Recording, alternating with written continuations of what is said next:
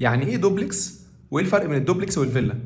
الدوبلكس هو عباره عن شقه مقسومه مستويين، في ناس بتسميها او بيقولوا عليها كلمه فيلا دوبلكس، انما الحقيقه هي بتكون عباره عن الشقه دي مقسومه على مستويين، يعني بيكون في الدور الارضي والاول ده بيكون دوبلكس، او بيكون الدور الاول مثلا والتاني او التاني والتالت ده بيكون اللي هو الميدل دوبلكس او الدوبلكس في الدور المتكرر، او بيكون في حاجه اسمها الدوبلكس البنت هاوس او الدوبلكس اللي بالروف اللي هو بيكون الدور الاخير وبعد كده تطلع بسلم للروف.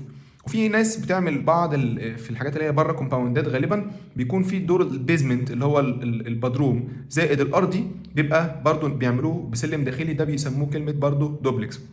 طيب ايه الفرق بين الدوبلكس والشقه؟ الدوبلكس بيزيد سنه في الفخامه بتاعته عن الشقه في حته ان هو بيكون فيه سلم داخلي فبيدي لك احساس يشبه احساس الفيلا.